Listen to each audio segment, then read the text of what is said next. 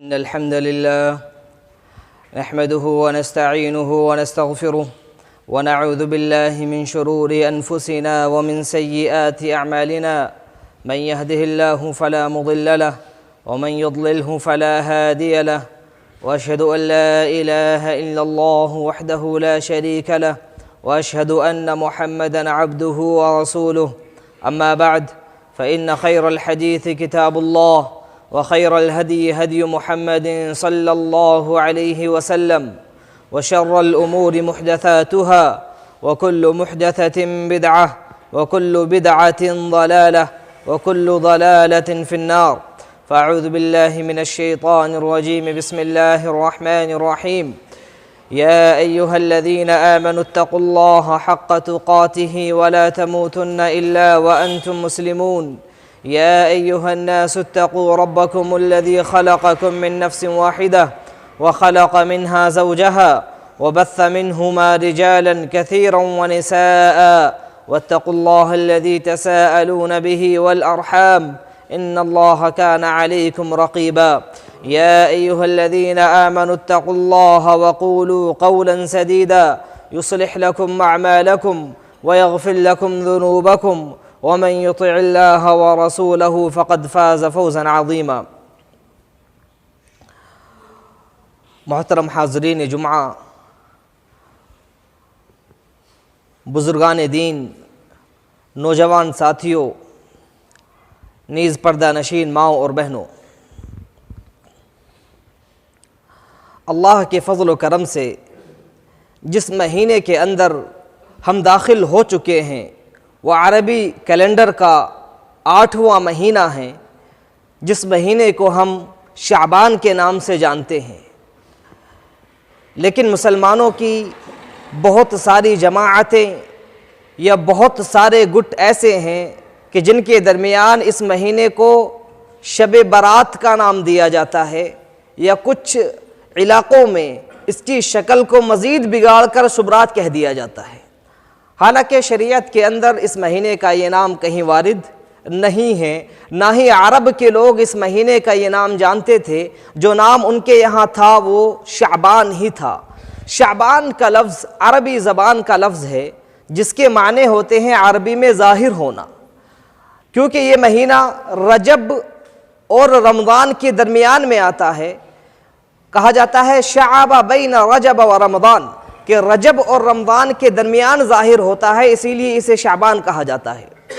ये भी बयान किया जाता है कि इस महीने को शाबान इसलिए कहा जाता है कि अरब के लोग जो शाबान से पहले वाला महीना है वो रजब का महीना है, और रजब का महीना हुर्मत वाला महीना होता है। जैसा कि मैंने पहले भी बताया था कि कैलेंडर के अंदर 4 महीने हुर्मत वाले हैं, जिनमें एक रजब का महीना है। रजब का महीना हुर्मत वाला महीना था, तो अहले अरब अल्लाह के रसूल से पहले ये करते थे कि रजब का महीना जब आता था तो जंग व जिदाल, आपस में लड़ाई, खूरेजी बंद कर दिया करते थे, क्योंकि रजब का महीना हुर्मत और एहतराम वाला महीना है। और जब रजब का महीना ख़त्म होता था तो घरों से निकल पड़ते थे लड़ाई के लिए, जंग व खुरेज़े के लिए, लूट खसोट के लिए, क्योंकि उनकी मईशत का दारो मदार लूट खसोट पर था। उनकी इकोनॉमी, उनके घर का खर्चा लूट मार पर चला करता था। लिहाजा वो लोग जैसे ही रजब ख़त्म होता, शाबान का महीना शुरू होता, तो ये तशअबून फ़ीहा, कि शाबान के महीने में घरों से निकल जाया करते थे और फैल जाते थे, इसीलिए इसे शाबान का महीना कहा जाता था।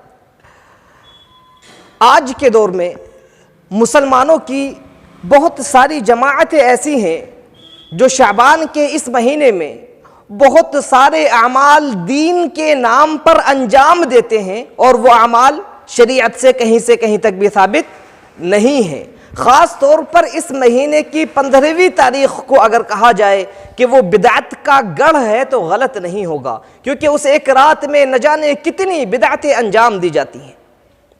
आइए देखते हैं कि शरीयत इस्लामिया ने शाबान के महीने की क्या अहमियत रखी है। अहदीस के अंदर शाबान के महीने के ताल्लुक़ से क्या कुछ आया है, अल्लाह के रसूल इसका किस तरीक़े से इस्तक़बाल करते थे, या इस महीने के अंदर अल्लाह के रसूल का क्या अमल हुआ करता था। अगर आप अहादीस की किताबों को उठाकर देखें उन्हें छान मारें, तो आपको कहीं से कहीं तक भी नज़र नहीं आएगा कि अल्लाह के रसूल इस महीने में किसी खुसूसी अमल का एहतिमाम करते हों सिवाय एक अमल के। अल्लाह के रसूल इस महीने के अंदर कसरत से रोज़े रखा करते थे, बहुत ज़्यादा इस महीने के अंदर अल्लाह के रसूल नफली रोज़ों का अहतमाम किया करते थे। लिहाजा आप अहादीस की किताबों में देखेंगे कि बहुत सारी रिवायतें ऐसी हैं जो बतलाती हैं कि अल्लाह के रसूल शाबान के महीने में रोज़ों का अहतमाम करते थे। उनमें से एक रिवायत है, आयशा रज़ियल्लाहु ताला अन्हा बयान करती हैं, कहती हैं, काना रसूलुल्लाह सल्लल्लाहु अलैहि वसल्लम यसूमु हत्ता नक़ूलु ला युफ़्तिर व युफ़्तिरु हत्ता नक़ूलु ला यसूम वमा रअयतु रसूलल्लाह सल्लल्लाहु अलैहि वसल्लम इस्तकमल सियाम शहरिन इल्ला रमज़ान वमा रअयतुहु अक्सर सियामन मिन्हु फ़ी शअबान। सही बुखारी के अंदर 1833 और सही मुस्लिम के अंदर 1956 नंबर पर यह हदीस मौजूद है। आयशा रज़ियल्लाहु ताला अन्हा कहती हैं कि अल्लाह के रसूल का तरीक़ा था कि आप जब रोज़े रखते थे तो रोज़े रखते चले जाते थे। हम ये कहते थे कि अब अल्लाह के रसूल रोज़े नहीं छोड़ेंगे, और जब आप रोज़े ना रखने पर आते थे तो रखते ही नहीं थे। हमें ऐसा लगता था कि अब आप नफली रोज़े नहीं रखेंगे। आगे हज़रत आयशा कहती हैं कि मैंने अल्लाह के रसूल को किसी भी महीने के पूरे रोज़े रखते हुए नहीं देखा सिवाय रमज़ान के। रमज़ान के महीने के आप पूरे रोज़े रखते थे, और रमज़ान के बाद अगर किसी महीने में आप बहुत ज़्यादा रोज़ों का अहतमाम करते थे तो वो यही महीना शाबान का महीना हुआ करता था। लिहाजा अगर कोई शख्स ये कहे कि मैं शाबान के महीने में पूरे महीने के रोज़े रखूँगा, तो क्या उसका ये अमल दुरुस्त होगा? अल्लाह के रसूल पूरे महीने के रोज़े नहीं रखा करते थे। उलमा इकराम की इस सिलसिले में दो राय हैं। कुछ उलमा कहते हैं कि उसका यह अमल दुरुस्त है, कोई अगर चाहे पूरे महीने के रोज़े रखना तो रख सकता है, क्योंकि सही मुस्लिम में एक रिवायत है, हदीस नंबर 1957, अल्लाह के रसूल की रिवायत है। सहाबी बयान करते हैं, काना यसूमु शाबान कुल्लह, कि अल्लाह के रसूल मुकम्मल शाबान के महीने के रोज़े रखा करते थे। लेकिन उलमा इकराम की एक बहुत बड़ी जमात, ज़्यादातर उलमा जिनमें अब्दुल्लाह इब्न मुबारक रहमहुल्लाह भी हैं, उनका कहना है कि पूरे महीने के रोज़े रखना दुरुस्त नहीं है। अल्लाह के रसूल की जो रिवायत सही मुस्लिम में है कि इसमें आप पूरे महीने के रोज़े रखते थे, उसी रिवायत में आगे टुकड़ा मौजूद है। फरमाते हैं, काना यसूम शाबान इल्ला कलीला, कि अल्लाह के रसूल पूरे शाबान का रोज़ा रखते थे सिवाय चंद के, कुछ दिनों को छोड़ दिया करते थे जिसमें आप रोज़े नहीं रखते थे।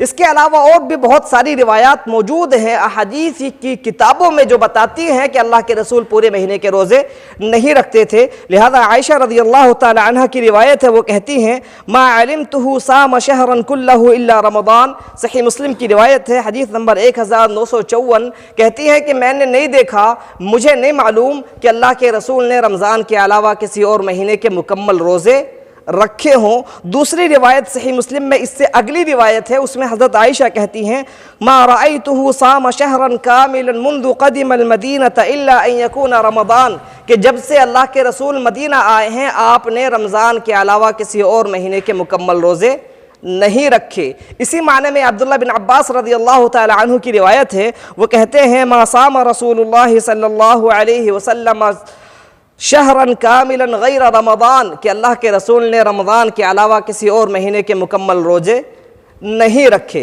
लिहाजा हाफिज़ इब्न हजर जो कि सही बुखारी की शरह लिखने वाले हैं, उनकी किताब है फ़थुल बारी, सही बुखारी की शरह है, उसमें वो कहते हैं, कान सियामुहु फ़ी शाबान ततव्वुअन अक्सर मिन सियामिही फ़ीमा सिवाह, के शाबान के महीने में आपके नफली रोज़े दूसरे महीनों के बिलमुकाबिल ज़्यादा हुआ करते थे।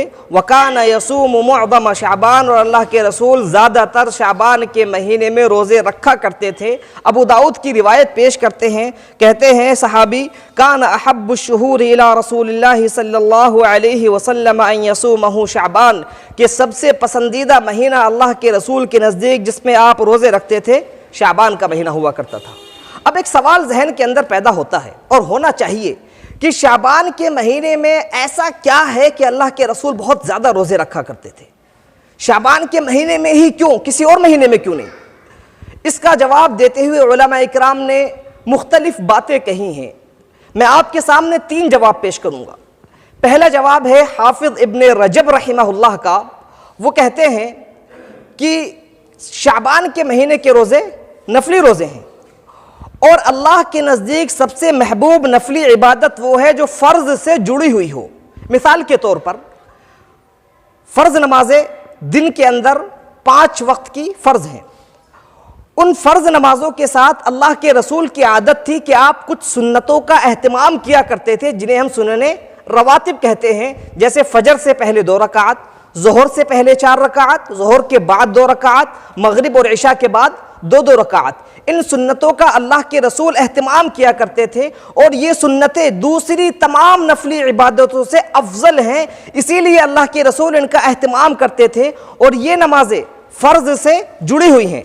फजर की नमाज से पहले 2 रकात है, ज़ोहर से पहले, यानी फ़र्ज़ से जुड़ी हुई हैं। फ़र्ज़ से पहले, फ़र्ज़ के बाद। वो इबादत जो फ़र्ज़ से जुड़ी हुई होती है उसको ख़ास अहमियत शरीयत की नज़र में हासिल है। इसीलिए अल्लाह के रसूल ने फरमाया है कि जो दिन और रात में 12 नफली नमाजें यानी 12 रकातें जो अल्लाह के रसूल पढ़ते थे, इनका अहतमाम करेगा, बनल्लाहु लहू बैतन फिल जन्नह, तो अल्लाह उसके लिए जन्नत में एक घर तामीर करता है। लिहाजा ये वो नफली इबादत जो फ़र्ज़ से जुड़ी होती है उसकी अहमियत होती है। वैसे ही रमज़ान के महीने के रोज़े फ़र्ज़ हैं और शाबान का महीना रमज़ान से पहले आता है। गोया शाबान के नफली रोज़े रमज़ान के फ़र्ज़ रोज़ों से जुड़े हुए हैं, इसीलिए अल्लाह के रसूल इसका अहतमाम करते थे। और इसके महीने में, शाबान के महीने में रोज़ों की फजीलत दूसरे महीनों से अफजल है, क्योंकि ये नफल फ़र्ज़ के साथ जुड़ा हुआ है। बात समझ में आई? दूसरा जवाब उलमा इकराम ये देते हैं कि अल्लाह के रसूल सल्लल्लाहु अलैहि वसल्लम की किस चीज़ का जवाब, कि शाबान के महीने में अल्लाह के रसूल नफली रोज़े ज़्यादा क्यों रखते थे। इसका जवाब ये देते हैं, दूसरा जवाब, कि अल्लाह के रसूल सल्लल्लाहु अलैहि वसल्लम की आदत थी कि आप अगर कोई नफली इबादत करते थे तो उस पर दवाम बरतते थे, हमेशगी अख्तियार करते थे। आपने अगर कभी 2 रकात ज़ोहर के बाद पढ़ी तो आप उन 2 रकातों पर हमेशगी बरतते थे, हमेशा अदा करते थे। अल्लाह के रसूल सल्लल्लाहु अलैहि वसल्लम रात में तहज्जुद की नमाज हमेशा पढ़ते थे। अगर कभी छूट जाती थी तो उसकी क़ज़ा दिन में किया करते थे, 12 रकात पढ़ा करते थे। ये अल्लाह के रसूल सल्लल्लाहु अलैहि वसल्लम की सुन्नत थी कि जो भी नफली इबादत होती थी आप उसको हमेशा अदा किया करते थे। हम सब जानते हैं कि अल्लाह के रसूल की आदत थी कि आप महीने में 3 नफली रोज़े रखते थे। हर महीने में कम से कम 3 नफली रोज़े रखते थे। वो 3 रोज़े कौन से होते थे, जिन्हें अरबी में कहा जाता है अय्याम बीद, यानी चांदनी रात के रोज़े। चांद की 13, 14 और 15, इन 3 रातों में अल्लाह के रसूल सल्लल्लाहु अलैहि वसल्लम इन 3 रातों के जो दिन होते थे उसमें रोज़े रखा करते थे। इसी के साथ साथ अल्लाह के रसूल कभी सोमवार का भी रोज़ा रखते थे और जुमरात का रोज़ा भी रखते थे। लेकिन आप जानते हैं कि अल्लाह के रसूल को कभी सफ़र भी करना पड़ता था, इंसान कभी बीमार भी हो जाता है, तो ये रोज़े जिनके अल्लाह के रसूल एहतमाम किया करते थे कभी कभी छूट जाते थे। तो अल्लाह के रसूल सल्लल्लाहु अलैहि वसल्लम इन छूटे हुए रोज़ों की क़ज़ा किया करते थे। और क़ज़ा कब करते थे? शाबान के महीने में जो अल्लाह के रसूल से रोज़े छूट गए थे उन रोज़ों की क़ज़ा किया करते थे। इसीलिए अल्लाह के रसूल इस महीने में ज़्यादा रोज़े रखा करते थे।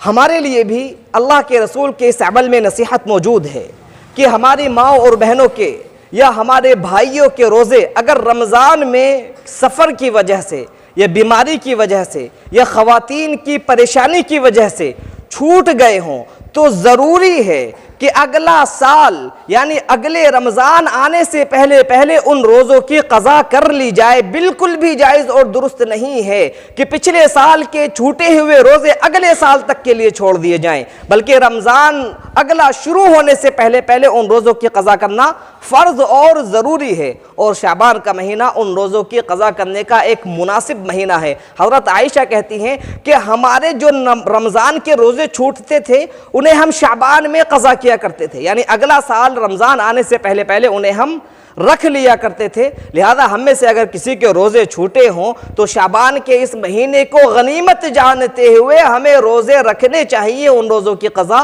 करनी चाहिए। एक तीसरा जवाब उलमा इकराम देते हैं कि अल्लाह के रसूल शाबान के महीने में ज़्यादा रोज़े क्यों रखते थे। अल्लाह के रसूल सल्लल्लाहु अलैहि वसल्लम की अहादीस से साबित है कि आप फरमाते हैं कि शाबान का महीना ये गफलत वाला महीना है। इस महीने में लोग गफलत के शिकार रहा करते हैं, क्योंकि ये महीना दो अजीम महीनों के दरमियान में आता है। एक तरफ रजब का महीना है जो कि हुर्मत वाला महीना है, दूसरी तरफ रमज़ान का महीना है जो कि रोज़ों का महीना है, फजीलत वाला महीना है। गोया एक तरफ रजब का पहाड़ है, दूसरी तरफ रमज़ान का पहाड़ है, शाबान की छोटी सी पहाड़ी बीच में नज़र नहीं आती।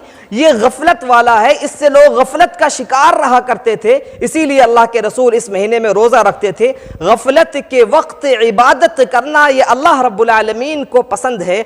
हज़रत उसामा रज़ियल्लाहु तआला अन्हु बयान करते हैं, कहते हैं कुल्तु या रसूल अल्लाह, मैंने कहा ए अल्लाह के रसूल, लम अरका तसूम शहरम मिन अश्शुहूर मा तसूम मिन शाबान, कि मैंने आपको किसी और महीने में वैसे नफली रोज़े रखते हुए नहीं देखा जैसे कि आप शाबान में रखा करते हैं। तो अल्लाह के रसूल ने जवाब दिया, ज़ाका शहरुन यग़फ़ुलु अन्नासु अन्हु बैन रजब व रमज़ान, कि रजब और रमज़ान के दरमियान आने वाला ये महीना लोग इससे गफलत का शिकार हैं। आगे फरमाते हैं, वहुव शहरुन तुरफ़अु फ़ीहिल अअमालु इला रब्बिल आलमीन, ये वो महीना है कि जिसमें बंदों के अमाल अल्लाह के यहाँ पेश किए जाते हैं कि फ़ला बंदे ने फ़ला इबादत अंजाम दी, फ़ला बंदे ने इस साल में फ़ला फ़ला इबादतें अंजाम दी, रोज़े रखे हैं, नमाज़ें अदा की हैं। फरमाते हैं, फ़उहिब्बु अन युरफ़अ अमली व अना साइम, लिहाजा मैं चाहता हूँ कि जब मेरा अमल अल्लाह के सामने पेश हो तो मैं रोज़े की हालत में हूँ। सुनन नसाई के अंदर ये रिवायत मौजूद है, हदीस नंबर 2357।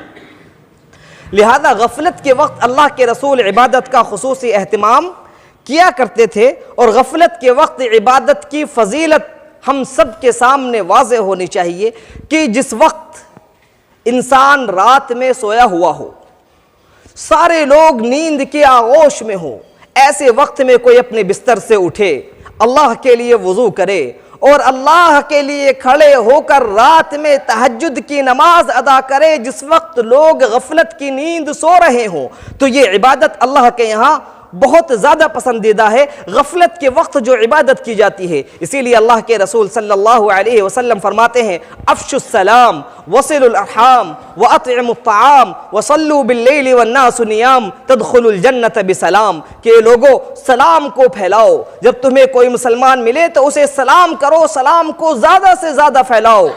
वसिलुल अरहाम, और रिश्ते नातों को मत तोड़ो बल्कि रिश्ते नातों को जोड़ो। हमारी हालत यह है कि हम मामूली मामूली बातों पर रिश्ते नातों को तोड़ दिया करते हैं। अल्लाह के रसूल रिश्ते नातों को जोड़ने का हुक्म देते हैं। आगे फरमाते हैं, वअतइमुत ताआम, कि अल्लाह के बंदों को खाना खिलाओ, और आगे कहते हैं, वसल्लू बिल्लैलि वन्नासु नियाम, कि जब लोग सो रहे हों उस वक्त अल्लाह की इबादत करो, तहज्जुद की नमाज अदा करो। अगर तुमने ऐसा किया तदखुलुल जन्नत बिसलाम, तो तुम सलामती के साथ जन्नत में दाखिल हो जाओगे। लिहाजा गफलत के वक्त अल्लाह की इबादत करना ये अल्लाह को बहुत ज़्यादा महबूब है। इसी वजह से बाज़ सलफ़ का ये मामूल था, उनकी ये आदत थी कि वो बाज़ार जाया करते थे, तिजारत के लिए नहीं बल्कि अल्लाह का जिक्र करने के लिए, क्योंकि बाज़ार के अंदर लोग अल्लाह की याद से गाफिल रहते हैं, लोग अपनी तिजारतों में दुकानदारी में मशगूल रहते हैं। सलफ बाजार में जाते थे,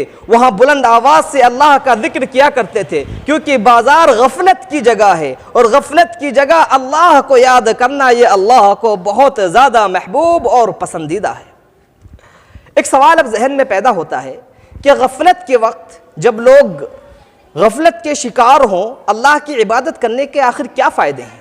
मैं आपके सामने दो फ़ायदे जिक्र करूंगा कि गफलत के वक्त इबादत के बहुत से फ़ायदे हैं, जिनमें दो फ़ायदे मैं जिक्र करूंगा। पहला फ़ायदा कि गफलत के वक्त इबादत करने से इबादत पोशीदा रहती है, उसे अल्लाह जानता है, अल्लाह के अलावा दूसरे लोगों को पता नहीं चलता। और नफली इबादत अल्लाह रब्बुल आलमीन के लिए की जाए लोगों से छिपाकर, ये अल्लाह को बहुत ज़्यादा महबूब और पसंदीदा है। लिहाजा आपने वो हदीस सुनी होगी, सही बुखारी के अंदर रिवायत है, अल्लाह के रसूल सल्लल्लाहु अलैहि वसल्लम फरमाते हैं, सबअतुन युज़िल्लुहुमुल्लाहु फ़ी ज़िल्लिहि यौम ला ज़िल्ला इल्ला ज़िल्लह, कि कल क़यामत के रोज़ जब लोग मैदान महशर में जमा होंगे, लोगों के सरों के ऊपर साया नहीं होगा, सूरज इंतहाई करीब होगा और पसीने में लोग डूबे हुए होंगे, पसीना ठंडा नहीं होगा आज के पसीने की तरह, बल्कि सूरज की तपिश से पसीना उबल रहा होगा उबलते हुए पानी की तरह, और ऐसे पसीने में लोग डूबे हुए होंगे। ऐसी हालत में 7 लोग ऐसे होंगे, 7 किस्म के लोग जिन्हें अल्लाह अपने अर्श के साए में जगह देगा। उनमें से एक वो है मन तसद्दक़ बिसदक़तिन फ़अख़फ़ाहा हत्ता ला तअलम शिमालुहु मा तुनफ़िक़ु यमीनुहु, कि वो शख्स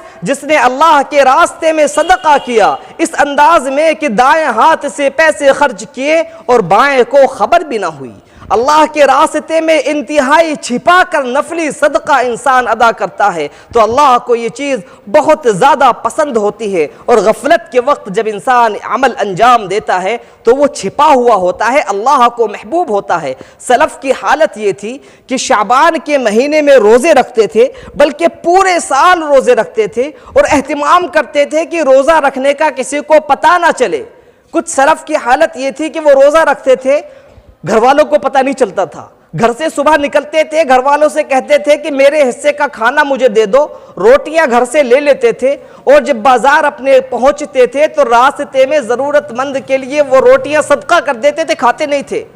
घर वाले सोचते थे कि जो रोटियां ले गए हैं वो खाली होंगी, और बाजार में लोग सोचते थे कि घर से खाकर आ गए होंगे। पूरे पूरे साल लोग रोज़ा रखते चले जाते थे और किसी को खबर नहीं होती थी। इसी वजह से हमारे सलफ ने हुक्म दिया है और पसंद किया है इस बात को कि वो चीज़ें जिनसे पता चले कि इंसान रोज़े से है उन चीज़ों को छिपाया जाए, क्योंकि रोज़ा बंदे और अल्लाह के दरमियान राज है।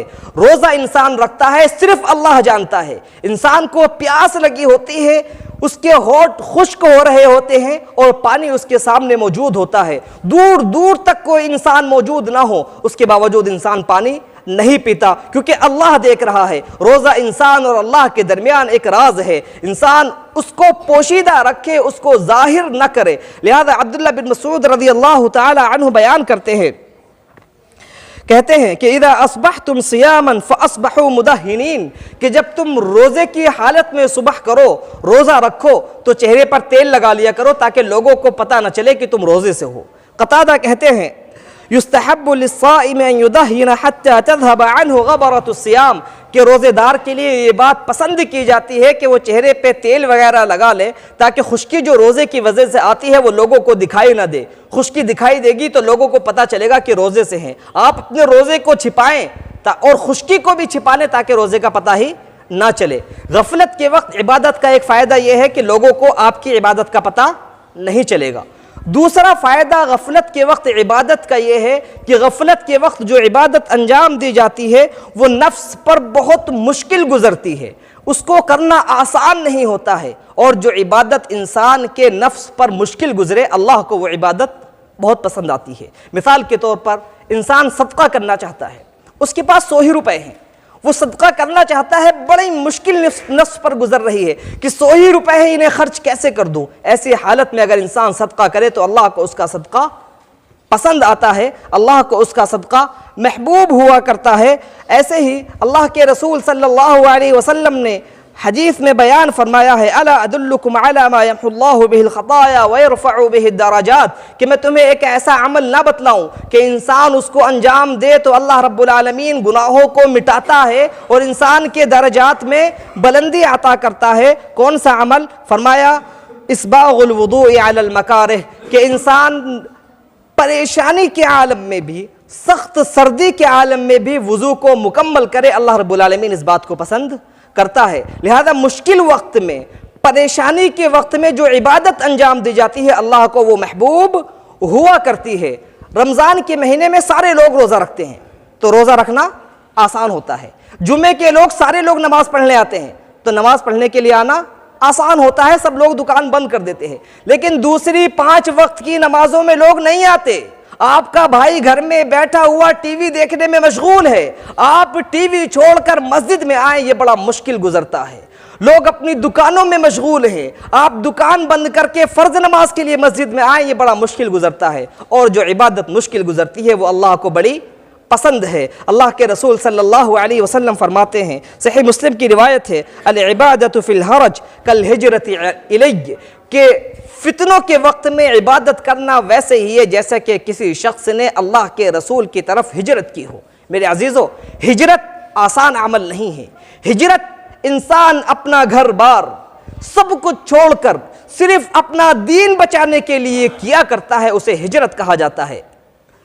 और वो शख्स जो अल्लाह के रसूल की तरफ हिजरत करे, उसकी हिजरत के क्या कहने। अल्लाह के रसूल फरमाते हैं अल हिजरतु तजुब्बु मा क़ब्लहा, कि हिजरत की वजह से अल्लाह पिछले तमाम छोटे बड़े गुनाहों को माफ़ कर दिया करता है। हिजरत बहुत बड़ा अमल है और फितनों के वक्त में, आजमाइश के वक्त में इबादत अंजाम देना यह हिजरत करने की मुतरादिफ है, हिजरत करने की तरह है। हमारा ये ज़माना फितनों का ज़माना है। हमारे सबके पास मोबाइल मौजूद है जो खुद बहुत बड़ा फितना है। इंसान सुबह से शाम तक मोबाइल के अंदर स्क्रॉलिंग में लगा रहेगा, इंस्टाग्राम पर वीडियो देखता रहेगा, यूट्यूब चलाता रहेगा, व्हाट्सएप और फेसबुक खोलकर कुछ ना कुछ पढ़ता रहेगा। ये उसके लिए बहुत आसान है, लेकिन नमाज का वक्त हो तो मस्जिद में आना बड़ा मुश्किल गुजरता है। बच्चों को मोबाइल से दूर रखना बड़ा मुश्किल गुजरता है। ऐसे वक्त में अगर इंसान इबादत करे तो इबादत ऐसे ही है जैसे किसी शख्स ने अल्लाह के रसूल सल्लल्लाहु अलैहि वसल्लम की तरफ हिजरत की हो। लिहाजा गफलत के वक्त में इबादत अंजाम देना यह अल्लाह रब्बुल आलमीन को इंतहाई महबूब और पसंद है। और शाबान का ये महीना गफलत वाला महीना है। लोग इस महीने से गाफिल रहते हैं। हमें चाहिए कि हम इस महीने में रोज़ों का एहतमाम करें, जो कि अल्लाह के रसूल सल्लल्लाहु अलैहि वसल्लम की सुन्नत है, अल्लाह के रसूल सल्लल्लाहु अलैहि वसल्लम का तरीक़ा है। हम ऐसा करेंगे तो एक तो अल्लाह के रसूल सल्लल्लाहु अलैहि वसल्लम की सुन्नत ज़िंदा होगी, आप सल्लल्लाहु अलैहि वसल्लम की सुन्नत पर हम अमल करने वाले होंगे, और ये भी होगा कि रोज़ा रखने से अल्लाह रब्बुल आलमीन हमें जहन्नम से आज़ाद करेगा इंशाअल्लाह। रोज़ेदारों के लिए अल्लाह ने जन्नत में एक दरवाज़ा रखा है जिसका नाम रैयान है। उस दरवाजे से रोज़ेदारों को आवाज़ दी जाएगी। मेरे अजीज़ों, फ़र्ज़ रोज़े रखने सब पर फ़र्ज़ हैं। जो लोग ज़्यादा नफली रोज़े रखते हैं उन लोगों को रैयान नामी दरवाजे से आवाज़ दी जाएगी। लिहाजा अगर हम चाहते हैं कि जन्नत के अंदर जो रोज़ेदारों के लिए एक दरवाज़ा रखा गया है उससे दाखिल हों तो ज़्यादा से ज़्यादा नफली रोज़े रखें, एहतमाम करें शाबान के इस महीने में रोज़ों का। अल्लाह से दुआ है कि अल्लाह रब्बुल आलमीन हमें नफली रोज़े और दीगर नफली इबादतें फ़र्ज़ इबादतों के साथ अदा करने वाला बनाए। अल्लाह रब्बुल आलमीन हमारी इबादतों को कबूल फरे, हमारे सदक़ा व खैरात को अल्लाह रब्बुल आलमीन कबूल फरमाए, हमारी रोज़ों को, हमारी नमाज़ों को अल्लाह रब्बुल आलमीन शर्फ़ कबूलियत से बख्शे। जो बीमार हैं अल्लाह रब्बुल आलमीन उन्हें शिफ़ाए कामिला आजिला अता फ़रमाए। जो मक़रूज़ हैं अल्लाह रब्बुल आलमीन उनकी क़र्ज़ की अदायगी के फ़ैसले फ़रमाए। जिनके पास कोई कारोबार नहीं है अल्लाह रब्बुल आलमीन उन्हें कारोबार अता करे। जिनके पास है अल्लाह रब्बुल आलमीन उनके कारोबार में तरक्की दे। आमीन व आखिरु दावाना अनिल हम्दुलिल्लाहि रब्बिल आलमीन।